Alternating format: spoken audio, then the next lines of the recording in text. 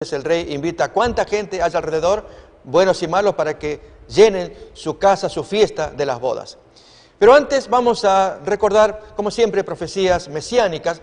Acordémonos que el propósito del Señor era mostrar que el Cristo vendría para traer luz, enseñanza, guía, de modo entonces que los hombres supiéramos cuál es la voluntad de Dios a través de estas profecías, pero especialmente a través del ministerio del Cristo que enseña, que exhorta, y especialmente con las parábolas, que penetra profundamente con ilustraciones para decirnos cuál es nuestra condición como humanos, pecadores, y especialmente en el caso de los judíos que serán rechazados por sus prácticas, y luego un pueblo gentil que es invitado a formar parte de los planes del Señor para que lleven adelante la divulgación del plan de salvación.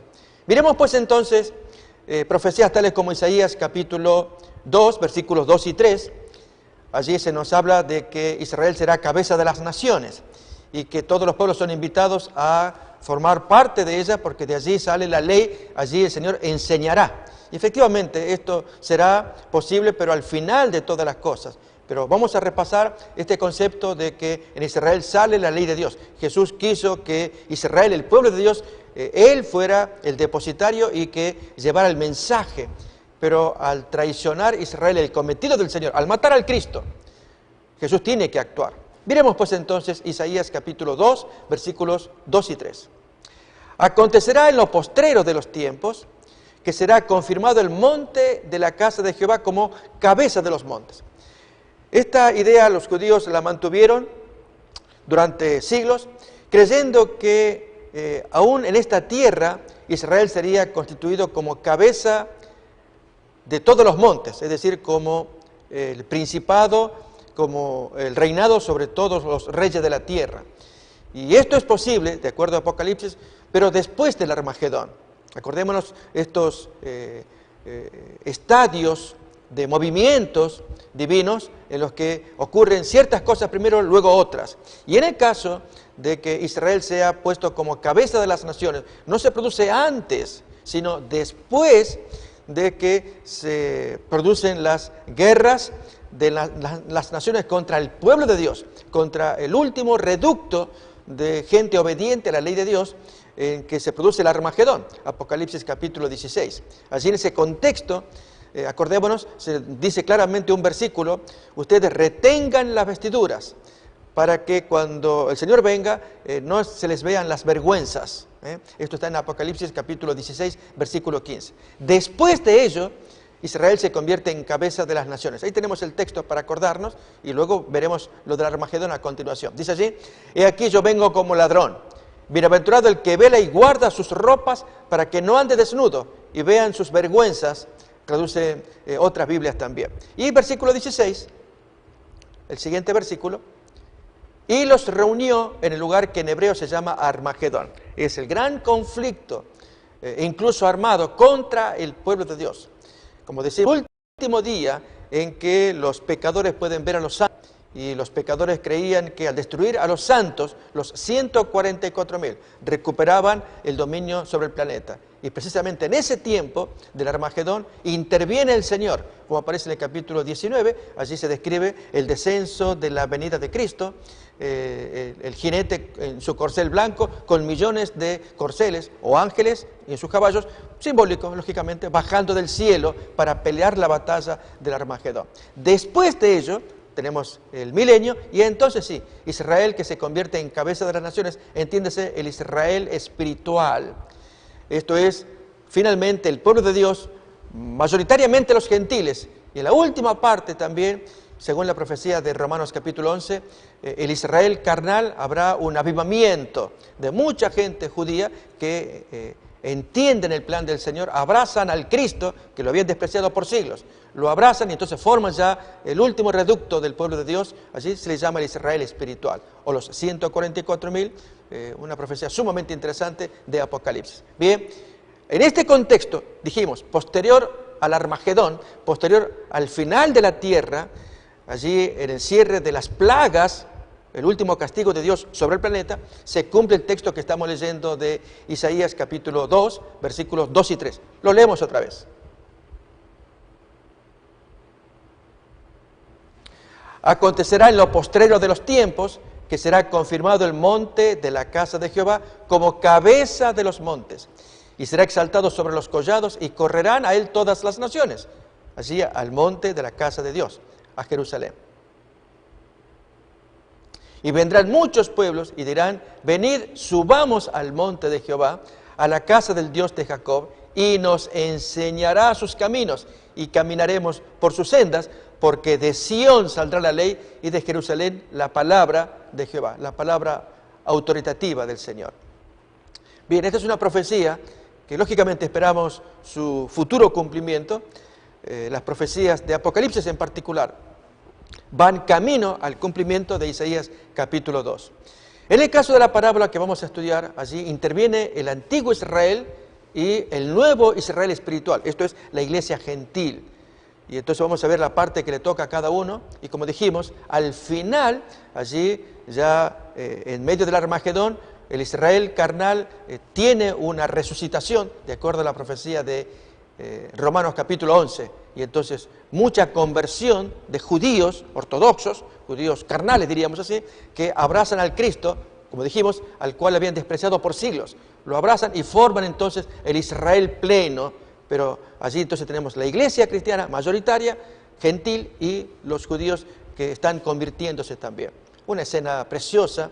Vamos a repasar el texto de Romanos capítulo 11, que da cuenta de ello, de la conversión masiva de judíos carnales, ortodoxos, que abrazan al Cristo. Esto lo podemos mirar allí en el capítulo 11, versículo 25. Todo el capítulo 11 de Romanos es sumamente interesante acerca de la inclusión de los gentiles en el árbol original, en el olivo original. Allí somos ramas silvestres, así es como Pablo describe a los gentiles, y somos injertados. Por lo tanto, no puede haber jactancia de los gentiles sobre los judíos. Deberíamos tener mucho cuidado al respecto, cosa que los padres de la iglesia olvidaron muy gravemente en su desprecio antisemita, característico de muchos de sus escritos. Estamos hablando de los padres del siglo II, siglo III, de la era cristiana. Pero miremos entonces Romanos, capítulo 11, versículo 25 en adelante. Porque no quiero, hermanos, que ignoréis este misterio, para que no seáis arrogantes en cuanto a vosotros mismos, que ha acontecido a Israel endurecimiento en parte, escribe Pablo a los cristianos gentiles, hasta que haya entrado la plenitud de los gentiles. Cuando entró la plenitud de los gentiles, a ver qué ocurre. Y luego todo Israel será salvo, como está escrito. Vendrá de Sión el libertador, que apartará de Jacob la impiedad. Saben, amigos, aquí a la hora de interpretar este texto, recordemos que esta es la parte final de la historia del cristianismo. Si este texto dice que cuando llegue la plenitud de los gentiles, se puede interpretar, esto es cuando la predicación cristiana a lo largo del planeta atrae hasta el último salvo, y entonces allí se consuma la restauración de todo Israel. ¿Será ese el Israel sin la participación del Israel carnal, o con la participación del Israel carnal que también participan en la conversión? Pues creemos en lo último, que muchos judíos serán atraídos también en la última parte de la historia para descubrir allí ellos mismos la profecía del Cristo, del Mesías, que ellos tanto anhelaban, pero visto como lo presenta el Antiguo Testamento, en sus dos fases: la fase como el Cristo doliente, sufriente, el que muere por nuestros pecados, Isaías 53, y el Cristo victorioso, que retorna allí como el Mesías propiamente poderoso, como muestra Apocalipsis 19, que baja del cielo para pelear el Armagedón. Bien, notemos entonces en estos textos que estamos escuchando que la intención del texto de Isaías 2 es mostrar que todas las naciones van allí a Jerusalén como cabezas de las naciones para recibir enseñanza, instrucción, porque de allí procede la ley de Dios. Habíamos leído en Isaías 2, 2 y 3. Ahora bien, vamos entonces a mirar la parábola, ahora a continuación. ¿Qué ocurre con estos judíos a quienes les había llegado primeramente la palabra de Dios, y el desprecio que ellos, o el escarnio que hicieron contra los siervos enviados por el dueño de la viña? Esto es Mateo capítulo 21, y acá también estos convidados a las bodas, y lo mismo, cada cual va a su labranza con su excusa y no atienden allí el ruego del rey, en este caso, que les invita a que vengan a su boda, que era muy importante. Vamos a mirar entonces Mateo capítulo 21, última parte nomás, para confirmar o recordar de la emisión anterior. Ahora esta es la siguiente parte, la decisión que Jesús toma, que después de contarles la parábola de los labradores malvados, y Jesús que les hace la pregunta, ¿qué hará el amo a estos labradores? Allí está la pregunta. Cuando venga pues el señor de la viña, ¿qué hará a aquellos labradores que maltrataron a sus siervos, los afrentaron, los golpearon, aún los mataron? ¿Qué hará entonces? Responde pues la gente, versículo 41, a los malos destruirá sin misericordia.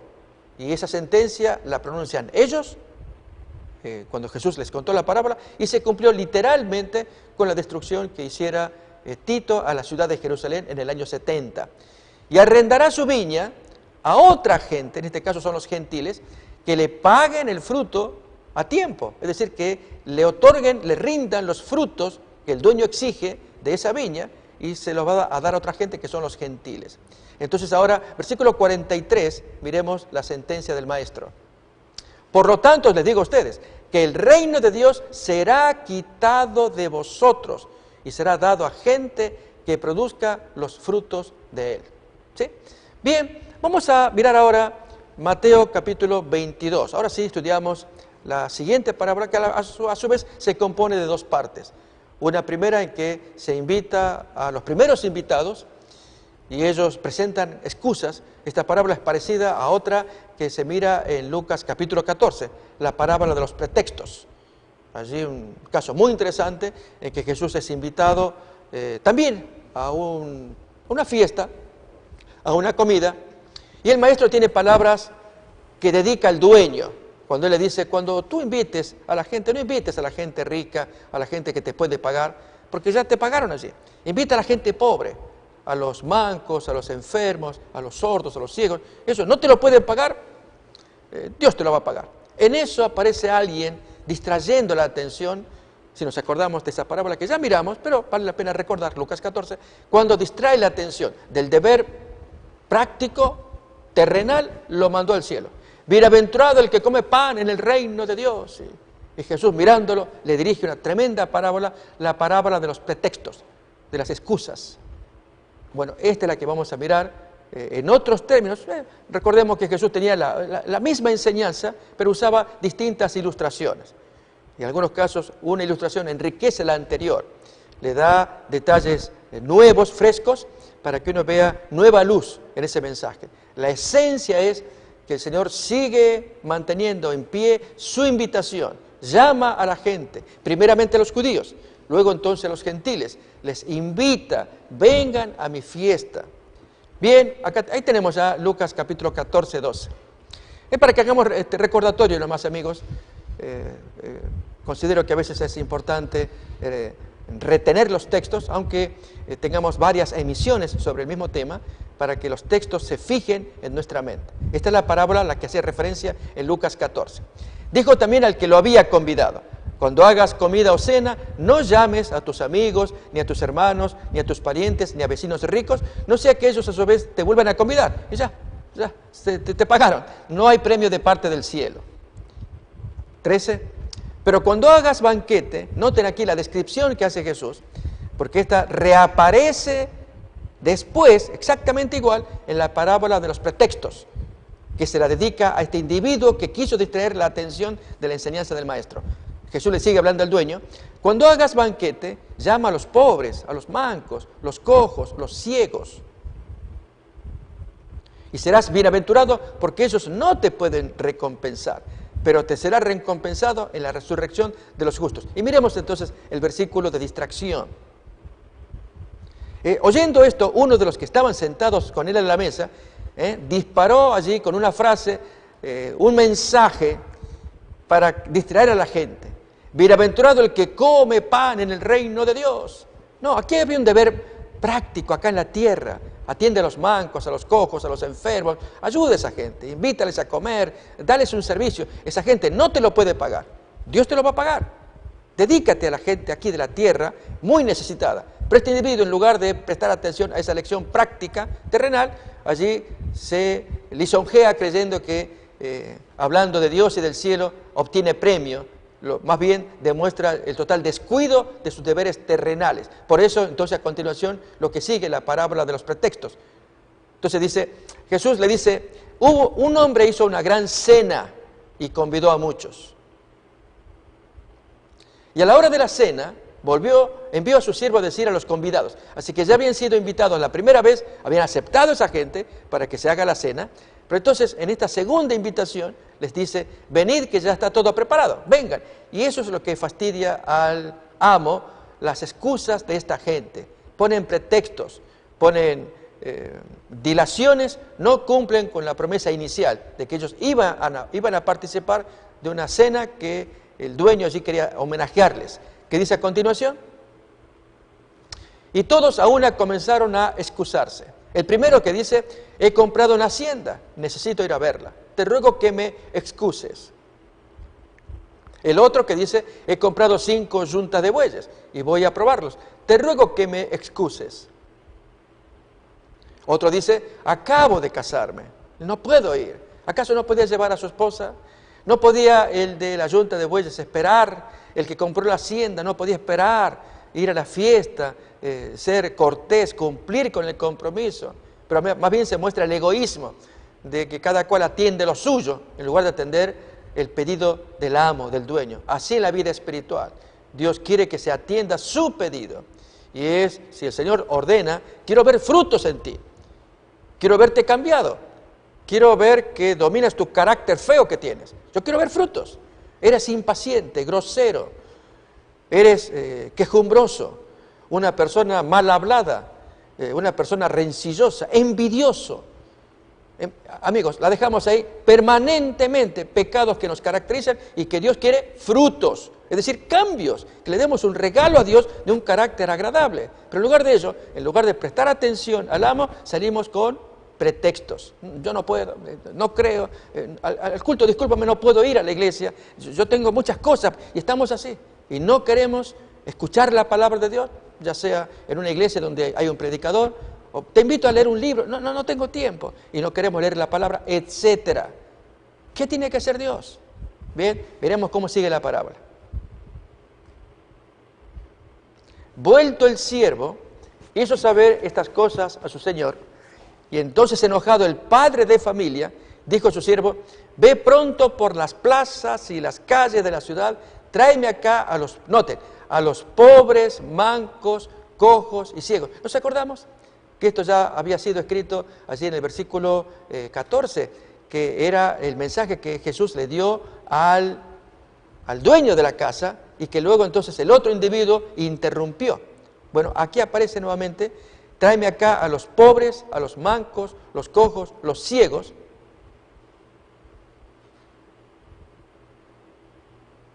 Y dijo el siervo, Señor, se ha hecho como tú mandaste y aún hay lugar. ¿Qué hacemos? ¿Invitamos a la primera gente? Notemos a continuación.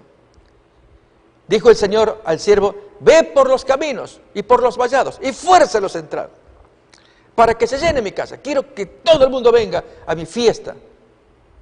Pero noten ahora la terrible sentencia. Porque os digo que ninguno de aquellos hombres que fueron convidados la primera vez gustará mi cena. Notamos, Dios no quiere esa gente que habían sido invitados. Bien, esa gente representa entonces al primer pueblo, esto es al pueblo judío. Amigos, ¿cuál es la ventaja entre un judío y un gentil? Nos lo va a decir Romanos capítulo 3, versículos 1 y 2. Hay una ventaja y han sido sumamente privilegiados. Dice allí la pregunta, ¿qué ventaja tiene pues el judío? ¿O de qué aprovecha estar circuncidado? Y por lo tanto ser descendiente de Abraham, a quien se le dio el mandato de la circuncisión.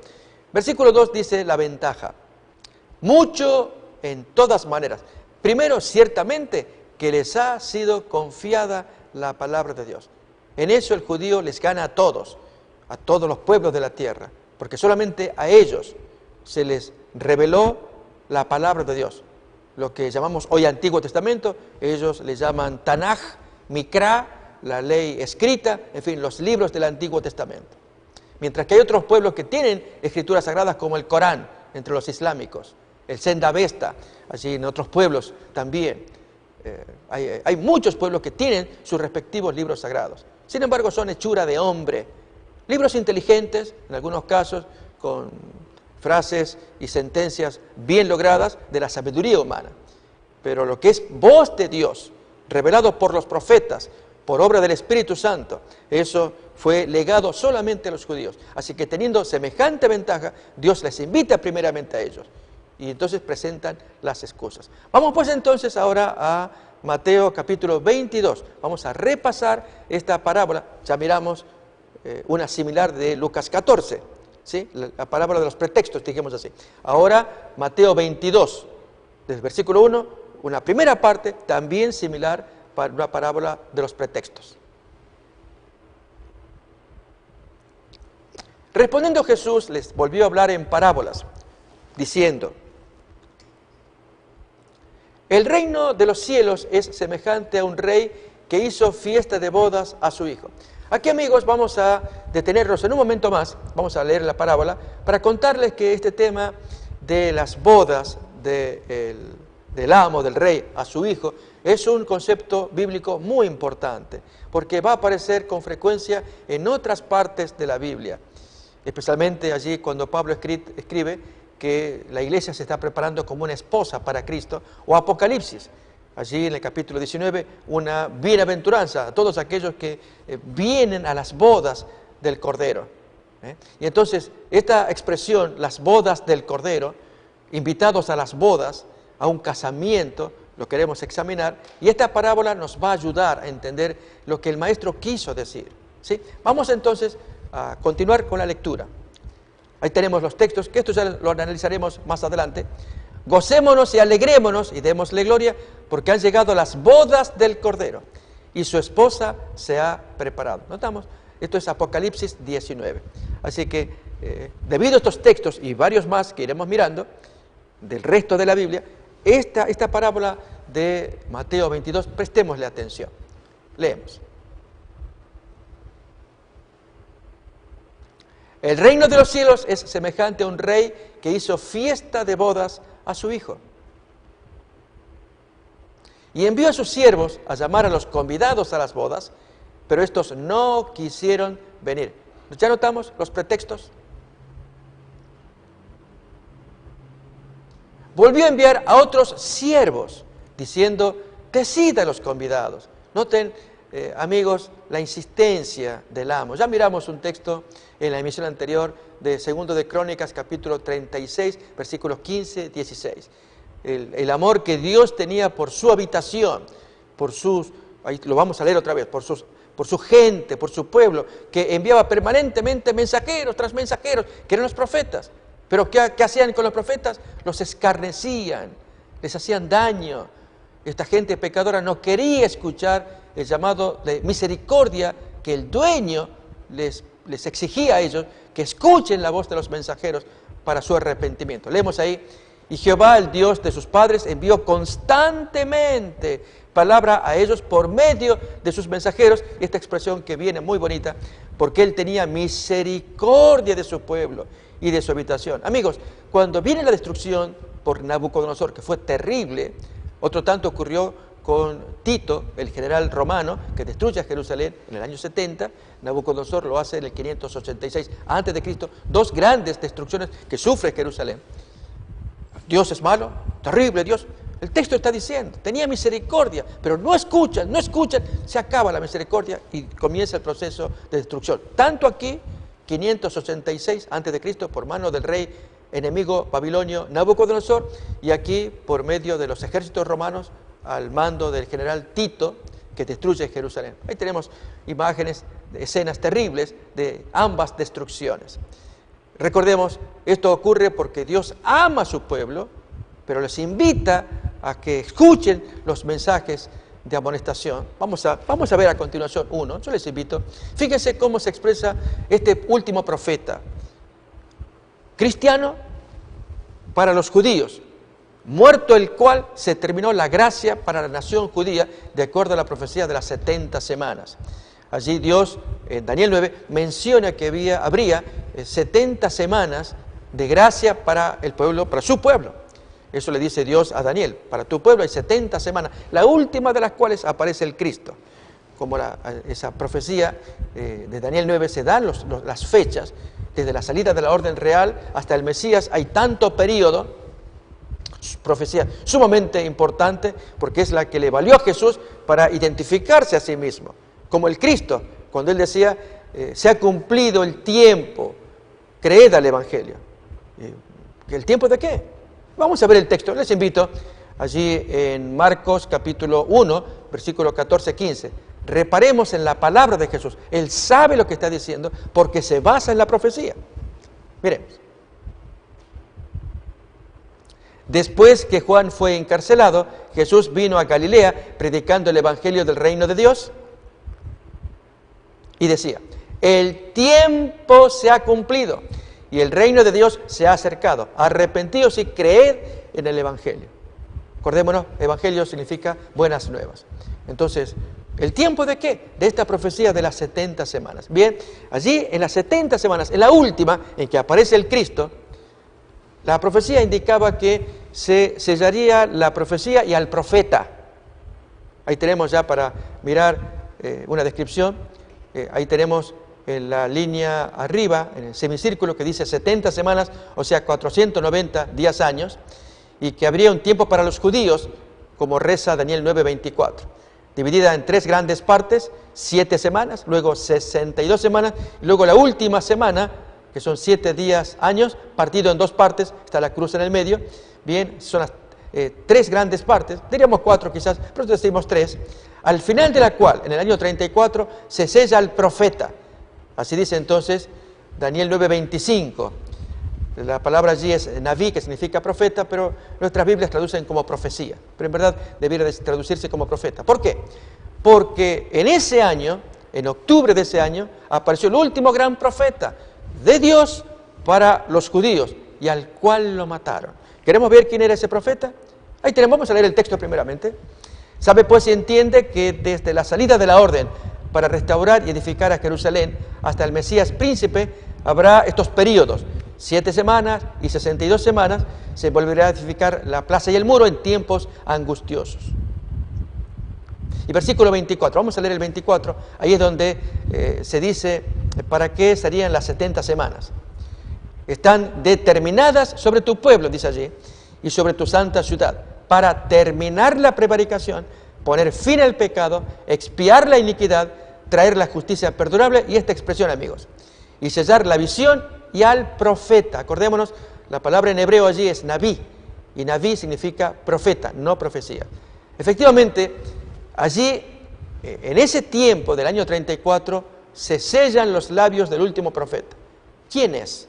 Vamos a averiguarlo. En Hechos capítulo 7, 51, aparece este vigoroso hombre, dando tremendo testimonio. Era el último mensaje de misericordia, durísimo por cierto, para pecadores como los oyentes allí judíos, pero no aguantaron más y mataron a este último gran profeta. ¿De quién hablamos? De Esteban. Hechos 7, 51 en adelante. Leemos. Duros de cerviz e incircuncisos de corazón y de oídos, vosotros resistís siempre al Espíritu Santo, como vuestros padres, así también vosotros. ¿A cuál de los profetas no persiguieron vuestros padres y mataron a los que anunciaron de antemano la venida del justo, de quien vosotros ahora habéis sido entregadores y matadores del justo, o sea, de Cristo? Vosotros que recibisteis la ley por disposición de ángeles, pero no la guardáis. Oyendo estas cosas, se enfurecían en sus corazones y crujían los dientes contra él. Pero Esteban, lleno del Espíritu Santo, puestos los ojos en el cielo, vio la gloria de Dios y a Jesús que estaba a la diestra de Dios, y dice estas palabras: He aquí, veo los cielos abiertos y al Hijo del Hombre que está a la diestra de Dios. Allí, imagínense, el colmo de los colmos, los judíos absolutamente poseídos por Satanás. El texto dice que se taparon los oídos y arremetieron contra Esteban y lo destruyeron. Leemos el texto para ver. Entonces ellos, dando grandes voces, se taparon los oídos y arremetieron a una contra él, y así terminaron con su vida apedreándole. Amigos, nos damos cuenta entonces que Dios amaba a su pueblo y enviaba profetas, y en este caso, poderoso profeta. A ver, ¿cómo hacer para que reaccione? Algo similar habla Pedro en su sermón de Pentecostés, y les llama a ustedes, son los entregadores y los matadores. Pero allí el Espíritu Santo subyugaba a los oyentes, y ellos, en lugar de enfurecerse contra Pedro, allí el Espíritu Santo había ganado el corazón. Lo miramos allí en Hechos 2:37 en adelante. Se compungen de corazón. ¿Qué hacemos ahora? Y Pedro le dice, bautícense. Noten, vamos a leer un versículo todavía anterior. Esto dice Pedro: sepa pues ciertísimamente toda la casa de Israel que a este Jesús, a quien vosotros crucificasteis, y Dios le ha hecho Señor y Cristo. Sépanlo ustedes. Noten que Él les está llamando asesinos. Al oír esto se compungieron de corazón y dijeron a Pedro y a los otros apóstoles: varones hermanos, ¿qué hacemos ahora? Noten qué victoria del Espíritu Santo al conmover esos corazones empedernidos que dieron muerte a Cristo. ¿Qué responde Pedro? Arrepentíos y bautícese cada uno de vosotros en el nombre de Jesucristo para perdón de los pecados, y recibiréis el don del Espíritu Santo. Y en aquella ocasión se bautizaron como 3,000 personas, conmovidas por obra del Espíritu Santo. Qué contraste, ¿verdad? Medio más tarde, allí predica poderoso mensaje, pero la nación judía se pierde, se cierra allí como nación al matar. Allí vemos al último mensajero de misericordia para sellar al profeta, como decía Daniel capítulo 9, 24. Bien, amigos, con esto estamos viendo, confirmando lo que la parábola de Mateo 22 nos venía diciendo, que el rey enviaba siervos a unos, a otros, para que esa gente vengan a las bodas. Era un llamado que Dios hace: vengan a mi fiesta. Una fiesta que ahora queremos examinar. ¿De qué trata eso? Recuerden, las parábolas de Jesús contienen diversos elementos o traen diversas figuras, pero todas apuntan a un mismo hecho, y es que el hombre se rinda ante su Creador. Si es a través de la parábola de los labradores, allí el Señor los pone como los trabajadores del amo. Trabajen la viña, pero tráigame los frutos. Y entonces trabajan en las cosas de Dios, en el pueblo de Dios, con el reino de Dios, pero traigan los frutos de sus conversiones personales y aún de sus compatriotas, como enseñadores de la palabra, predicadores, sacerdotes, que debían trabajar por la gente. Pero en lugar de, acuérdense de Amasías, que en lugar de promover la conversión de la gente, más bien le incendia el oído a su jefe, el rey Jeroboam, para atacar al mensajero, que era Amós. ¿Se acuerdan? Lo hemos mirado ya en otra ocasión. Y que Amasías le dice a Amós: hey, vidente, vete a tu tierra, allí come tu pan. Y Amós, ¿qué le responde? Mira, yo no soy profeta ni hijo de profeta. Yo soy apenas un boyero y recojo higos silvestres. Y Dios me tomó detrás del arado, de ahí me sacó. Así que yo no tengo profesión en esto. Pero Dios me dijo: di este mensaje. Notan, allí aparece un mensajero de Dios lleno de Espíritu Santo y uno que debía ser el instructor de Dios, Amasías, un sacerdote que enseña la ley de Dios. En lugar de enseñarle a la gente para que den los frutos al amo, más bien es seguir con los pecados. Al decirle a Jeroboam, allí tenemos un profeta que llegó de Judá y la gente no lo aguanta. Notamos, este es un fenómeno actual, amigos, muy triste, y es que Dios sigue enviando predicadores. Por eso, seamos criteriosos, no juzguemos ni condenemos o tratemos a todos los predicadores como que son de una misma calaña. Ya escuchamos allí del pastor fulano y del sacerdote sutano por allá. Y uno escucha historias muy tristes, por supuesto. Y aparece otro joven predicador o un anciano predicador: este de lo mismo, ya. Seguramente que es tan ladrón como aquel que está allá. Y este seguro que anda violando mujeres como el otro de allá. Y hacemos esas comparaciones muy tristes, con riesgo de que nuestras almas se pierdan, amigos. Aquí todos quisiéramos salvarnos del gran castigo que Dios amenaza sobre el planeta. Esto tenemos que ser muy conscientes.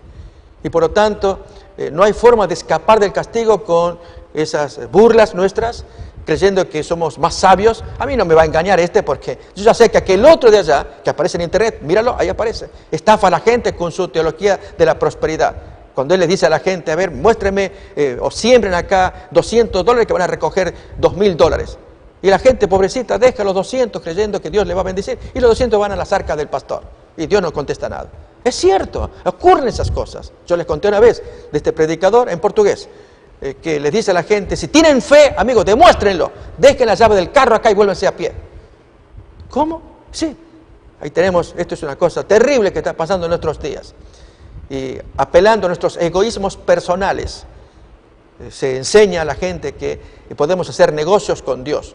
Tú das $100, cosecharás 1.000, das 200, cosechas 2.000, etc. Y la gente se lo cree, porque se está apelando a nuestros egoísmos personales. Dios no habla así. Él no viene a hacer negocios con nosotros. Él pide frutos. Y los frutos es, quiero verte convertido. Deja de mentir, deja de robar, deja de adulterar. Córtala con esto, córtala con lo otro. ¿No es ese nuestro Dios? Un padre que pone orden entre sus hijos. Es así. Pero es aquí que entonces, como conocimos de tal pastor, estafador, viene uno nuevo predicando como Juan Bautista y ya lo mezclamos en la bolsa diciendo, son todos iguales. No, amigos, seamos cuidadosos, criteriosos, porque Dios puede enviar sus buenos profetas, pero yo, que en lugar de escuchar o buscar a Dios, que Dios de decirle a Dios, Señor, ayúdame a discernir cuál es tu voluntad. Y si aparece un verdadero profeta, un predicador, un hombre de Dios, ayúdame a discernirlo, porque hay muchos mentirosos. Es cierto. Pero entonces Dios nos va a ayudar. ¿Por qué? Porque Él quiere salvar nuestra alma de la gran destrucción, reitero, que se cierne. Esto no lo podemos evitar. Ya pasó con los judíos.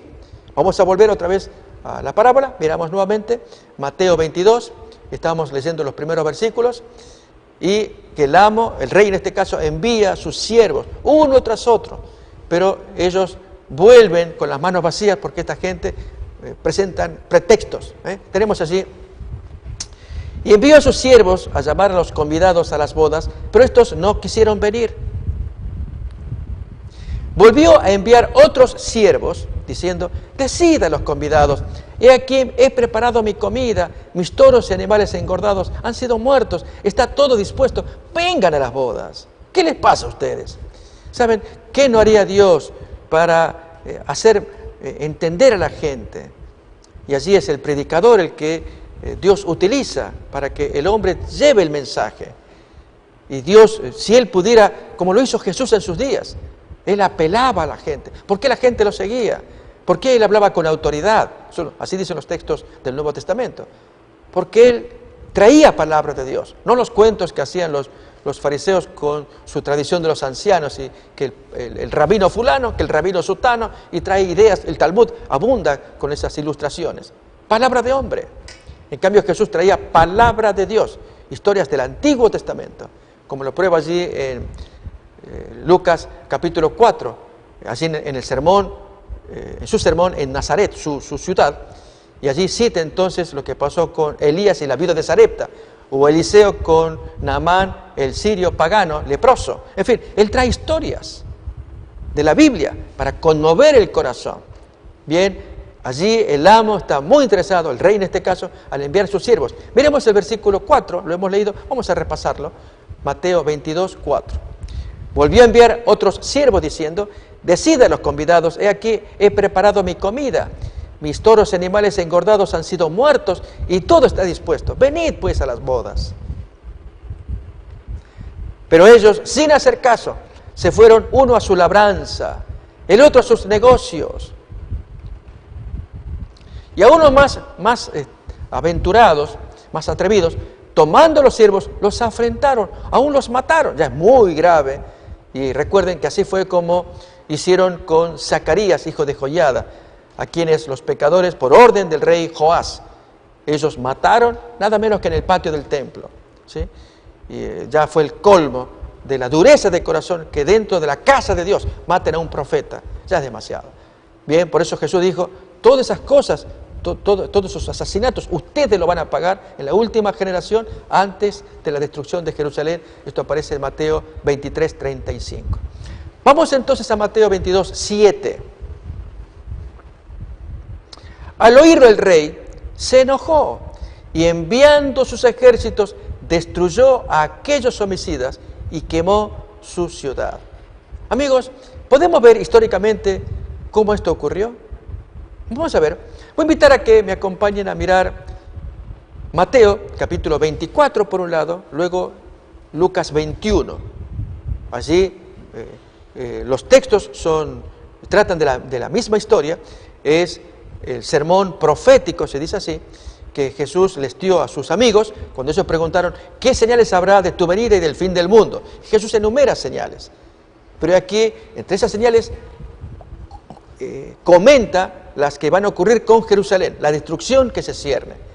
Esto va a aparecer en Mateo capítulo 24, vamos a leer versículo 3, 4 hasta el 8, luego pasamos al 15, y luego en Lucas 21, 20, ahí vamos a ver claramente la amenaza sobre Jerusalén, lo que ocurrió y la destrucción, para que veamos que se cumplió la parábola de Jesús de que el rey destruye la ciudad. Acordémonos que Jesús lo pronunció en el año 31 de la era cristiana y 39 años más tarde se cumplió literalmente en el año 70 la destrucción de Tito sobre Jerusalén. Vamos pues entonces, Mateo 24, versículo 3.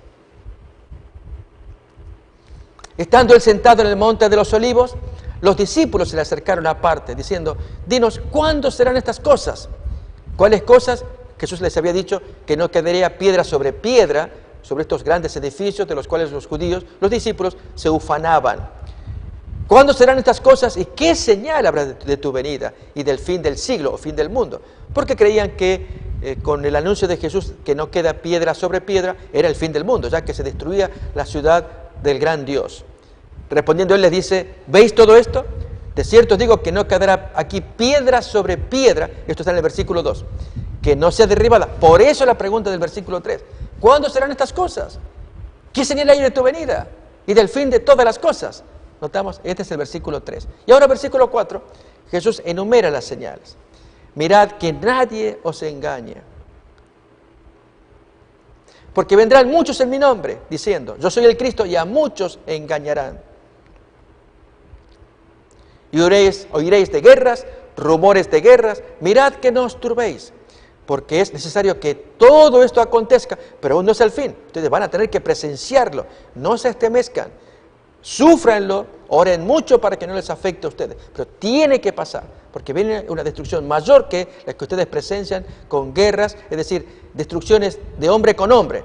La que Jesús profetiza es la destrucción de Dios contra el hombre, el fin del mundo. Versículo 7. Porque se levantará nación contra nación, reino contra reino, y habrá pestes y hambres y terremotos en diferentes lugares. Y todo esto será principio de dolores. Y así Jesús enumera más señales hasta que va a describir la invasión de los ejércitos romanos sobre Jerusalén en el versículo 15, 24:15 de Mateo.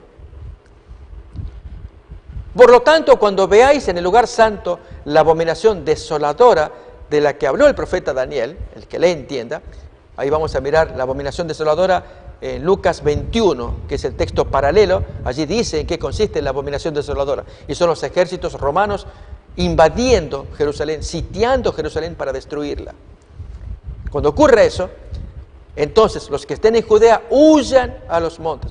Hubo un momento en ese sitio del año 66, octubre del año 66, en que hubo un respiro breve. Allí tenían que escapar, porque cerrado ese respiro, el que no escapó para siempre quedó encerrado 4 años. Vamos a describir en un ratito más este hecho. Pero para que se cumpla el texto, acordémonos de Mateo 22, la parábola que dice, ¿nos acordamos qué decía? Que ante las excusas y pretextos de los convidados, los siervos que habían sido maltratados, ¿nos acordamos? Que fueron muertos también. ¿Qué hizo el amo? Se cansó. ¿Y luego qué hizo después? Fue y destruyó la ciudad. ¿Nos acordamos? Esto aparece en Mateo 22. Vamos a recordar el texto porque todo lo que vamos a leer a continuación tiene que ver con el cumplimiento de la parábola de Jesús, como nos lo cuenta capítulo 22, el versículo 7. Ahí lo tenemos. Al oírlo el rey se enojó y enviando sus ejércitos destruyó a aquellos homicidas. Noten cómo Jesús se refiere a esos convidados al comienzo, ahora son homicidas, y quemó su ciudad. Bien, ¿cómo se cumplió esto? Recuerden que esto es una parábola. Esto fue en el año 31. Dijimos, 39 años más tarde se cumplió literalmente. Veamos pues entonces la profecía que Jesús va hablando de ese evento, también en el año 31, Mateo 24, leíamos versículo 15, la abominación desoladora, cuando ustedes vean que llega a la ciudad, versículo 16, huyan. Los que están allí en Judea, en las montañas, huyan, huyan. Miremos, versículo 16, 24, 16. Entonces los que estén en Judea huyan a los montes. El que esté en la azotea no descienda para tomar algo de su casa. El que esté en el campo no vuelva atrás para tomar su capa. ¡Ay de las que estén encintas y de las que críen en aquellos días! ¿Y por qué el maestro lo dice? Porque iban a ser días terribles de hambruna.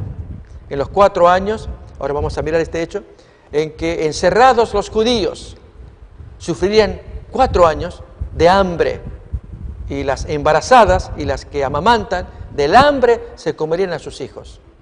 Terrible evento que había sido profetizado en Deuteronomio 28, que cuando su pueblo se apartara de la ley de Dios, desobedeciera el mandamiento, Dios le iba a dar la maldición, que vendrían los enemigos, los sitiarían. Y allí la mujer muy delicada de pies y la forma de moverse, muy tierna, jamás uno se imaginaría. Pero esa mujer miraría con malos ojos al marido a ver si se lo puede comer, a los hijos a ver si se los puede comer, del hambre que viviría. Esto es terrible, es una cosa que uno no puede imaginar, que había sido profetizado en Deuteronomio 28 para este pueblo judío, israelita, que si no obedecía el mandato de Dios, vendrían hordas enemigas, ejércitos enemigos que los sitiarían, les harían padecer hambre como castigo por sus pecados, al punto de llegar.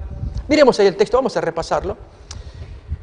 Vamos a leer un poquito antes, todavía, para describir a esa mujer delicada, que jamás uno imaginaría que haría semejante cosa, una buena señora, diríamos hoy, una ama de casa, allí la esposa con el esposo, los hijos, etc.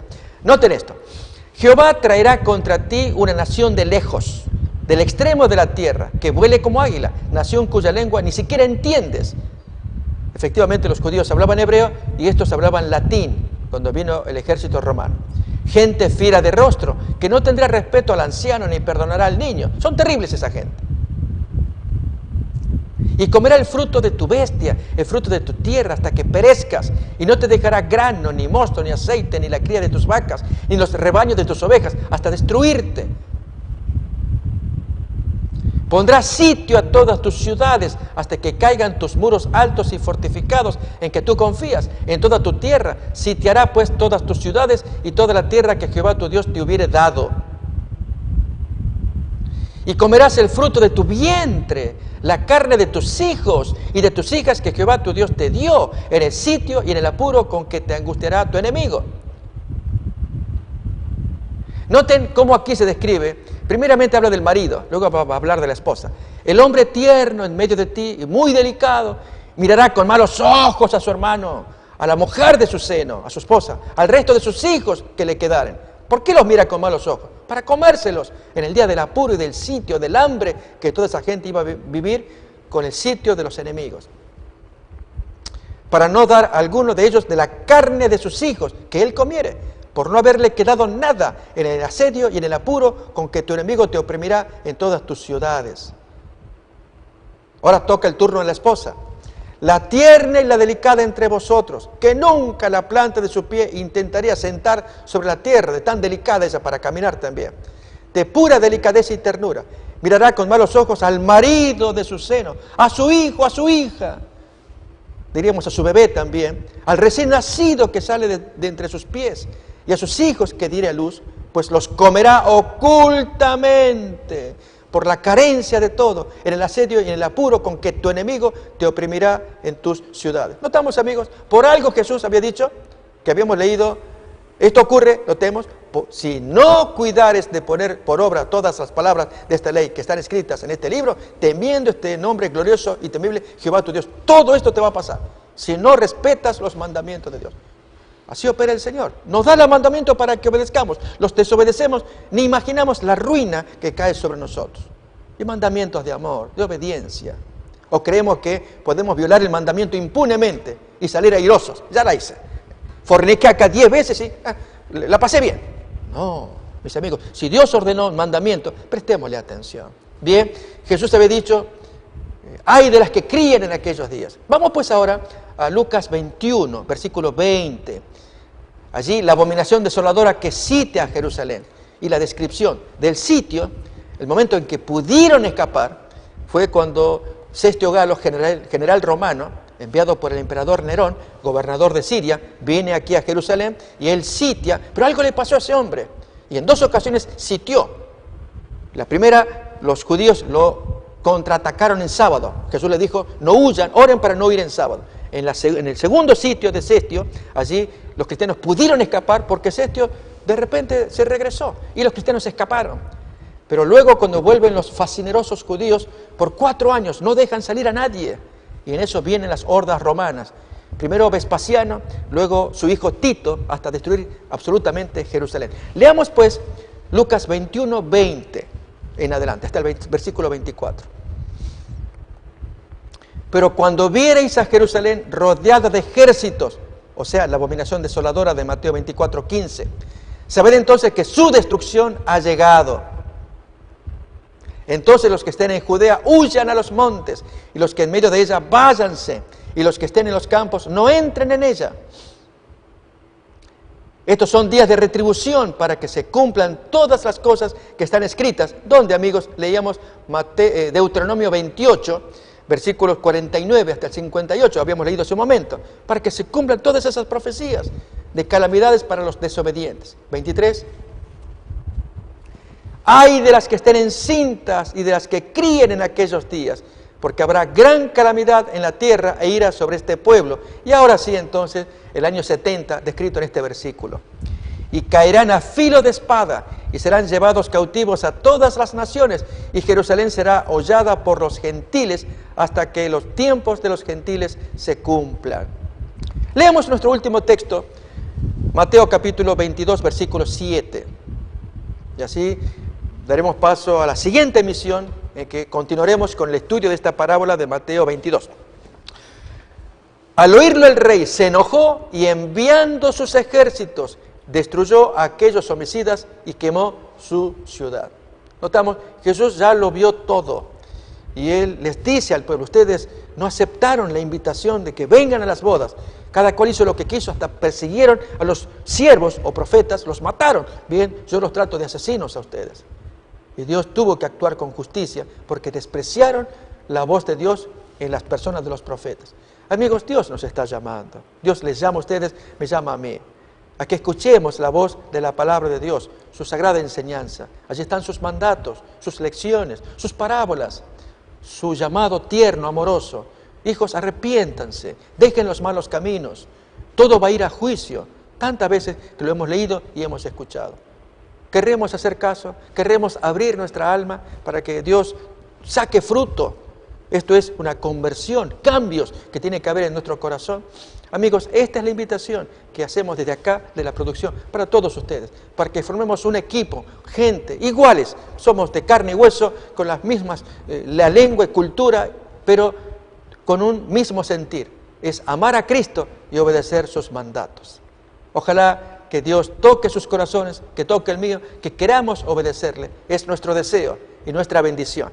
Hasta que nos encontremos la siguiente vez, que Dios los bendiga. Una comisión sagrada nos ha sido confiada, por tanto, id y doctrinad a todos. Antes de ascender al cielo les dijo que debían ser los ejecutores del testamento, por el cual Él legaba al mundo los tesoros de la vida eterna. La iglesia es la familia de Dios en la tierra, y debemos entender los tiempos en que vivimos. Como continuadores del pueblo de Dios, se nos invita a salir del mundo y a prepararnos para reunirnos para la verdadera adoración. Soy yo guarda de mi hermano. Si pretendáis ser hijos de Dios, soy guarda de vuestros hermanos. El Señor tiene una iglesia por responsable de las almas de aquellos que podrían ser los medios de salvación. somos peregrinos, rechazando los caminos de los impíos, viviendo conforme a las normas de Dios, consagrados a sus caminos y dando testimonio del Evangelio de Cristo para que otros puedan ser salvos. Si retenéis vuestra luz, alguien deberá ser dejado en las tinieblas a causa de vuestro descuido. Irá andando y llorando el que lleva la preciosa semilla, mas volverá a venir con regocijo, trayendo sus gavillas. Oro para que el Señor Jesús use estos medios como instrumentos en sus manos, para que usted pueda sentir hambre y sed por más de su verdad absoluta. Dios les cuide.